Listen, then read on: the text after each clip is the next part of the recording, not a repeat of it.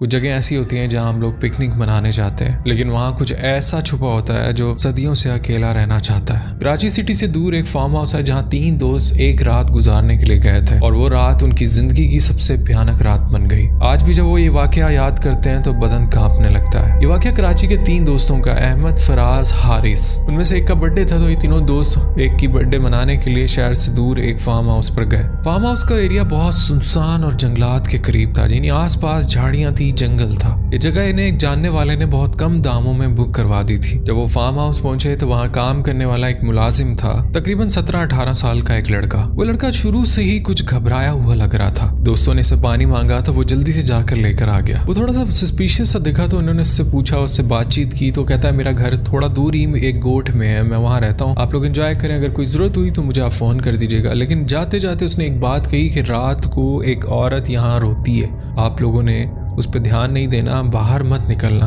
पुरानी बात है, कोई यकीन नहीं करता, लेकिन बातें सच्ची हैं। अब उनमें से एक दोस्त मजाक उड़ाने लगा, बोलता हम पार्टी करने आए हैं, ये कोई मजाक का टाइम नहीं है, हमें ये सब ड्रामे नहीं पसंद। रात हुई, इन्होंने म्यूजिक लगा लिया, हंसी मजाक होने लगा और पार्टी होने लगी। लेकिन रात के तकरीबन 2 बजे के करीब पूरे फार्म हाउस की लाइट चली गई और फिर एक औरत के रोने की आवाज सुनाई देने लगी। पहले तो सब सुन हो गए और फिर उनमें से एक दोस्त बोला, यार हो सकता है ये लोकल लोग यहाँ पर हमें डराने की कोशिश कर रहे हो, चलो आओ बाहर चलते हैं। लेकिन तजस्सुस के हाथों ये 2 दोस्त बाहर निकल गए। चंद सेकंड बाद एक दिल दहला देने वाली चीख इन्हें सुनाई दी और फिर मुकम्मल खामोशी हो गई। जब बाकी दोस्त भी बाहर निकले तो वहां कुछ भी नहीं था, सिर्फ गीली मिट्टी पे नंगे पांव के निशान थे और एक सफेद कपड़ा वहां पड़ा हुआ था जिस पर खून के छींटे लगे हुए थे। पहले तो ये सब लोग चौंके और फिर दोबारा उस औरत के रोने की आवाज सुनाई देने लगी, जैसे कोई बहुत दुखी हो और बहुत अकेला हो। अब ये लोग फार्म हाउस के अंदर आ चुके थे। अब इनमें से एक दोस्त ने खिड़की से बाहर झांकने की कोशिश की, मगर बाहर खूब अंधेरा था। इनमें से एक दोस्त की नजर अचानक बागीचे में खड़ी एक सफेद लिबास में लिपटी